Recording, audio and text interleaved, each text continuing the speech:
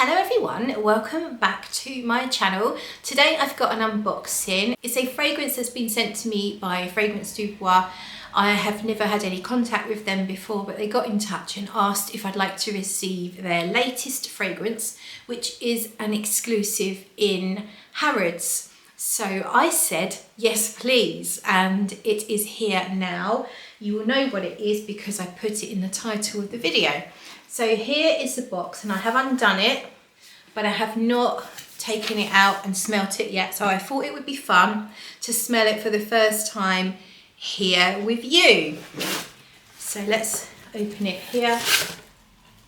So it's a nice box. You can see it's branded, the actual packaging box. And we have the lovely tissue paper with a sticker, which I have now ripped the tissue paper, sadly, but you know, these things happen. Then we have some red tissue papery stuff and the box inside. So wow, it's quite big. I'm trying to reach in and get it. It's quite a big box. Here it is.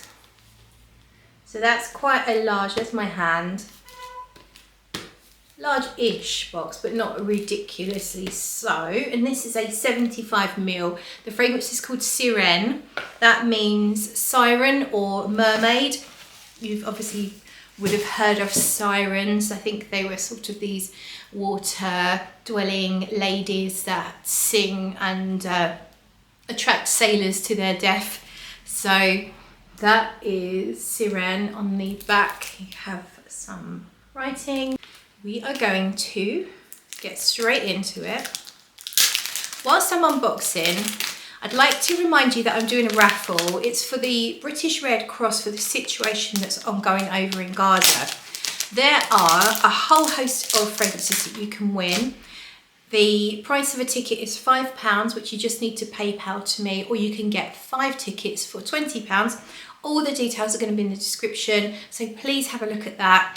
The fragrances I will sort of show you on the screen, but there is a whole video dedicated to it if you want to know more. And of course I'll link that in the box below as well. So we are into the cellophane. And this is now the box up close. And it looks like we go in via the top. It took me an age to get into that, so yeah, annoyingly I just ripped the lid a little bit. But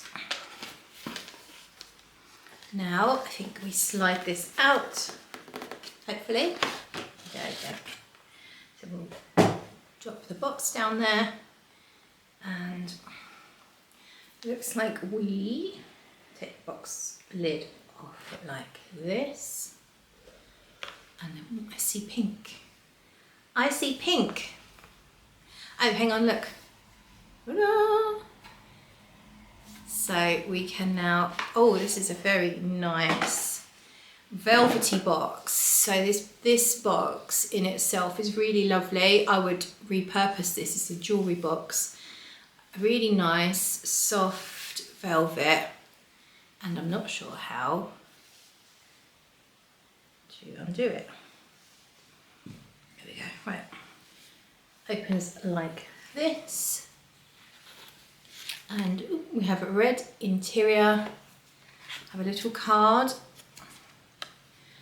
This has some information about the brand, founded in 2013.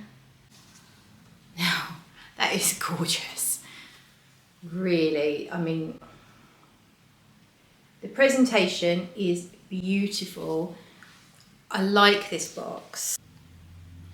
Now we have the bottle. So there's all these pink, light pink crystals around the lid there. And then on the back there's some writing, which I will read in a moment, just to show you. And the bottle, that looks like there's a small sticker on the bottom with a batch code. The front has it looks like it might be a sticker, but it has the effect of almost being a metallic plaque. So it's a metallic-ish sticker. And the top of the lid there as well. And I'm going to spray it straight on my skin because I have no fragrance on my arms. So I think that the best way to smell something is on your skin. Lovely spray action. Let me see if we can. And let's see, what do I get from it? Now I do know that it's a cherry perfume and I can't remember the other notes. It's a fruity, woody perfume at the moment to me. I do get some of those aroma molecules that give a papery, woody, sort of dry feeling. I think there's an oud, I remember reading there's an oud note in here. I don't get anything animalic or what would typically shout out as oudy to my nose. I definitely get the cherry because the cherry has that almond nuance to it that cherry does. But I've seen other people talk about it as smelling like raspberry or strawberry, and I can totally see that. If I didn't know it was cherry for a fact, I might be describing it as red berry type smell, but it's only because I can sense that almondy nuance that I feel like it's definitely more of a cherry scent. Quite woody though, quite deep. I don't find it fresh and citrusy, although I think there might be some citrus notes in here. It definitely has that Harrods feel, like you walk into Harrods and there's a whole load of fragrances that have been obviously sprayed all the time, all day long, and you know you've got oudy fragrances and woody fragrances. I definitely feel that sense of Harrods about it. I find it's straddling the line between feminine and masculine. I would say that the fruitiness is quite feminine, but the woodiness and this sort of exotic feel feels a little more like Arabic kind of leaning perfumes, if that makes sense. But that's not that I sense an oud in here though. It's just this kind of like deep, mysterious, woody, almost incensey vibe to it. Let's have a look at the notes. So this was launched this year. The nose is Nanako Ogi. We've got cherry, pepper, lactones. Lactones, if you don't know, is going to be like a milky, creamy type note. Oud and incense. We've got a base of Cypriol, Benzoin, Labdanum and moss.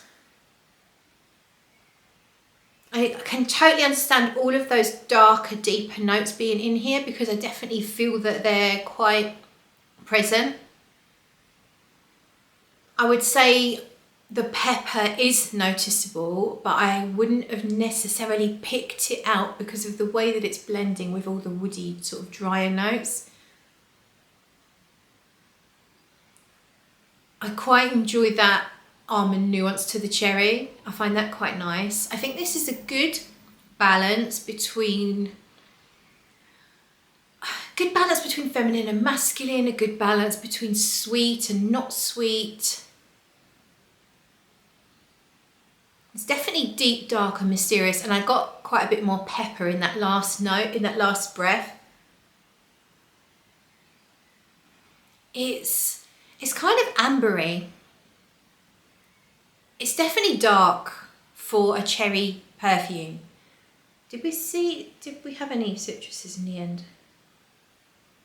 None listed. Do I get the lactones? That's kind of, I don't think I do at the moment. I feel like the darker, deeper notes are overshadowing everything at the moment. So mostly I get dry, papery, woody, slightly peppery, dark, mysterious scent. with this cherry nuance that sort of softens it and makes it just a little bit more approachable. It's actually really nice. I'm getting more from it with every breath. I would have said there's vetiver, but there's not listed. Something that's a little rooty woody. I would say, based on the opening notes, if you don't like things quite woody and a bit dry, you might not like this. It's not a typical gourmand. In fact, the only gourmand aspect that I'm getting is the cherry, and it's quite light. I feel at the moment like the cherry's drifting away. It might come back, who knows, but for now, there's something lovely in here that I like. Oh, it's papery, sort of irisy-ish note, even though iris is not a listed note from what I can see. Might be the incense note. Yeah, I think this is really nice, and I think that absolutely anyone could wear this if you like a deeper, darker, more mysterious perfume. If you like everything very fresh or very light, you might find this far too heavy. Yeah, what's it reminding me? It's reminding me of something I really like. Not the whole composition, a part of it, if I can pick out a little part of it. Something in here is, it might be Bois d'Harmonie from Guerlain. Now, I'm not saying it smells the same as Bois d'Harmonie because it doesn't, but it might be the benzoin. There is benzoin, isn't there? It might be the benzoin. Bois d'Harmonie is a very benzoin forward fragrance, and I can recognise that in here, but also this sort of spicy pepperiness is making me think of something.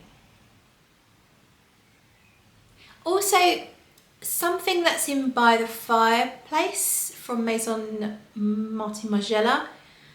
Those sort of sweet ambery aroma chemicals that give it that dry, slightly smoky, very sort of sweet aspect. There's a particular aroma chemical, I recognise it in certain fragrances, but absolutely in By the Fireplace. I feel like it's in here, but not overdone. I think it's also in Demi's Minuet et Demi by Fragrance du Bois. There's a note in common from that and this one, and it's the one that's also in By the Fireplace. I don't know what it is. I don't know what the ingredient is, but it's a sweet, ambery, sort of dry scent. It's really nice. There is a smokiness in here, you know. I don't pick up on an oud note at all at the moment, which for me personally is a good thing. But if you are an oud lover, if you're someone who likes to buy oud attards and you like to buy perfumes with real oud in them, or even not real oud but that really oudy sort of barnyardy or animalic smell, I don't pick that up in here whatsoever. It might just be that it's forming a part of this woody accord. But if you're afraid of oud only because you don't like animalic smells, you don't need to worry about this based on sort of first spray. But it is quite dry, peppery, papery, woody, so you have to take that into consideration as to whether that's your cup of tea or not. I actually, even though I can be quite averse to very dry, woody ambery type perfumes, I quite like this. It's not my usual genre because it is more woody than I would normally go for.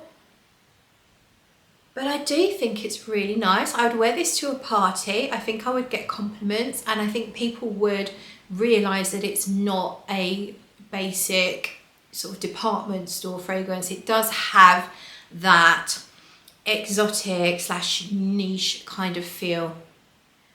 I think looking at pros and cons, if you're looking at it and thinking, oh, cherry perfume, I'm gonna enjoy that because I love cherry, you might find it's not cherry enough, and you might find that the woodsiness really overshadows the cherryness. So I think definitely one to test first. The note listing, I think the note listing does explain the fragrance to a fairly good degree. I don't pick out the moss, but I generally wouldn't pick out a moss note until much further into the wear. But I think, and also I don't pick out lactones at this point. But apart from that, everything else makes sense in the note listing. But do just be aware that that cherry doesn't feel like it's going to hang around too long. I mean, I can't really find it at the moment. It was there in the opening. It might be getting creamy now a little bit, but it's not to the degree that it's lost all of the dry woodiness. Just there might be something creamy creeping in.